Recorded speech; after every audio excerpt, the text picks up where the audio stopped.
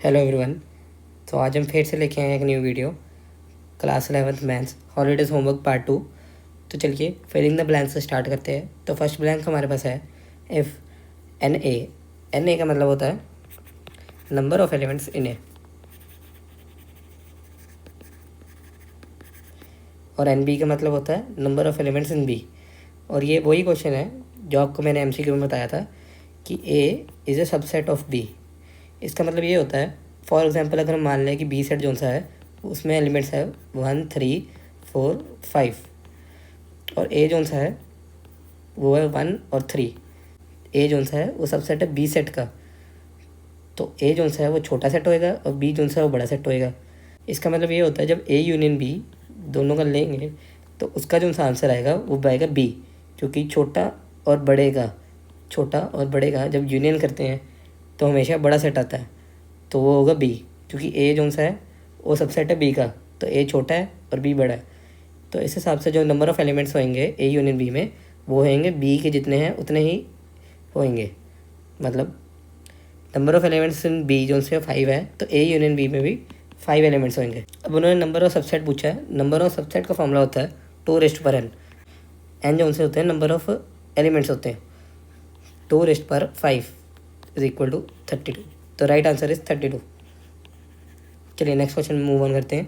Next question हमारे पास है if B is equal to prime number दिए हुए हैं कि X such that X is a prime number between 30 and 50।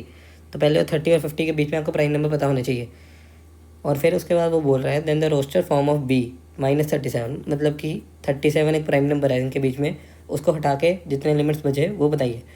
तो पहले हम सारे प्राइम नंबर लिख लेते हैं 30 और 50 के बीच में। तो हमारे पास 5 प्राइम नंबर होते हैं 30 और 50 के बीच में, 31 37 41 43 47।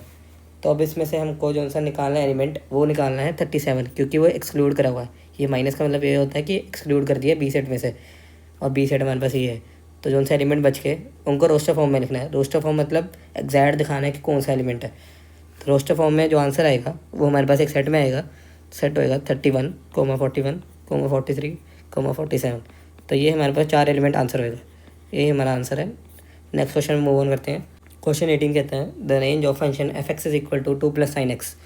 अब इसके लिए आपको जानकारी होनी चाहिए कि जो सा sin x की वैल्यू होती है वो -1 से लेकर 1 के बीच में होती है। तो अब इस क्वेश्चन ने हमसे पूछा है 2 + sin x की वैल्यू, तो 2 प्लस कर दीजिए। तो हमारे पास आंसर आ जाता है कि जो सी 2 + sin x की रेंज है वो होएगी 1 क्लोज से लेकर 3 क्लोज। तो ये हमारा आंसर होएगा। ये क्वेश्चन यहाँ तक ही था। नेक्स्ट क्वेश्चन मूव ऑन करते हैं। 19th क्वेश्चन हमारे पास है the domain of the function this. इसकी डोमेन पूछी है, बहुत सिंपल सा क्वेश्चन है। स्क्वायर रूट के अंदर जो भी वैल्यू होगी, सपोज कर लीजिए x, ये कभी नेगेटिव नहीं हो सकती, क्योंकि आपको पता है स्क्वायर रूट कभी नेगेटिव नहीं होता। अगर नेगेटिव हो जाएगा तो वो आयोटा में चल जाता है, तो आयोटा वाली नंबर हम एक्सेप्ट नहीं करते, इसलिए जो स्क्वायर रूट की वैल्यू है वो नेगेटिव नहीं हो सकती। तो इस केस में जो सी मैंने एग्जांपल लिया है इसके अंदर x ग्रेटर देन 0 कर देंगे। इक्वल टू 0 चल सकता है क्योंकि 0 हो सकता है स्क्वायर रूट। अब क्वेश्चन हमारे पास है √x-5। तो इसमें भी वही करना है, x-5 को ग्रेटर देन और इक्वल टू 0 कर देंगे तो x हमारे पास आ जाएगा 5 से बड़ा, मतलब कि ये हो जाएगा 5 क्लोज से इन्फिनिटी। ये हमारा हो जाएगा आंसर। आप वैल्यू पुट करके चेक कर सकते हैं, नेगेटिव वैल्यू कभी नहीं देगा। ये क्वेश्चन यहाँ तक ही था। नेक्स्ट क्वेश्चन मूव ऑन करते हैं। If R is a relation on finite set A where S N A is इतना the number of relation on A. ये डायरेक्ट फॉर्मूला है, तो मैं आपको फॉर्मूला बता देता हूँ। 2n का स्क्वायर, इतने हमारे पास होते हैं नंबर ऑफ रिलेशन। तो n की जगह हम पुट कर देंगे 3, तो हमारा आंसर आ जाएगा 2/9। तो 2/9 जो होता है वो होता है 512। तो 512 रिलेशन होंगे on A. Next question move on करते हैं। The range of the function mod x + 3। इसमें रेंज इन्होंने पूछी है। अब आपको पता होना चाहिए कि मोड जो सी होती है वो कभी वैल्यू नेगेटिव नहीं देगा। तो इसका मतलब यही होता है, विद ऑब्जर्वेशन हम इसमें पता लगा सकते हैं कि इसमें -3 पुट करेंगे तो 0 हो जाएगा। मतलब कि जो सा मिनिमम वैल्यू होएगी इसकी वो होएगी 0 आ सकता है। मैक्सिमम वैल्यू कुछ भी हो सकती है, कभी नेगेटिव नंबर नहीं देगा, तो इसकी रेंज आ जाएगी ये range is equal to 0 close से इन्फिनिटी। ये हमारा आंसर होएगा। नेक्स्ट क्वेश्चन मूव ऑन करते हैं। नेक्स्ट क्वेश्चन हमारे पास है cot 3π/2 + x। इसको सॉल्व करते हैं। ट्रिग्नोमेट्री का नॉर्मल क्वेश्चन है। cot 3π/2 को हम लिख सकते हैं 270 डिग्री + x। तो अब हमारे पास हमको पता होना चाहिए जो ऑड नंबर ऑफ एंगल्स होते हैं उन पे ये चेंज हो जाता है, सी चेंज होके मतलब कॉट चेंज होके टैन में कन्वर्ट हो जाएगा।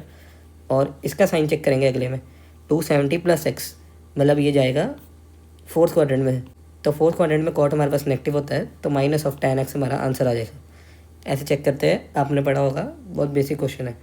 नेक्स्ट क्वेश्चन मूव ऑन करते हैं। 2 sin 22.5 cos 22.5। तो ये क्वेश्चन में डायरेक्ट फॉर्मूला लगेगा, 2 sin theta cos theta is equal to sin 2 theta.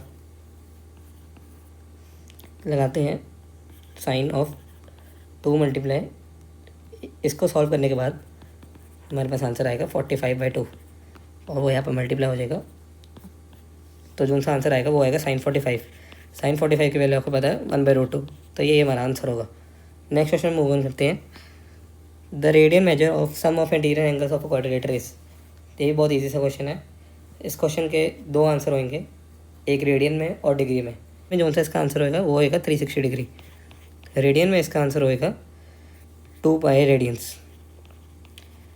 याद रखिएगा, जो इंटीरियर एंगल का सम होता है वो होता है 360 डिग्री या 2π radians. Next question move on करते हैं। 25th क्वेश्चन देखते हैं। cos square 15 minus sin square 15 is equal to, इन्होंने पूछा है, तो ये हमारे पास डायरेक्ट फॉर्मूला है, cos square theta minus sin square theta is equal to cos 2 theta. तो जो सा इसका आंसर आ जाएगा, कंपेयर करने के बाद थीटा की वैल्यू निकलती है 15, तो यहाँ पर थीटा 15 पुट करेंगे, मतलब cos ऑफ 2 × 15 डिग्रीज, तो हमारा आंसर आएगा cos 30।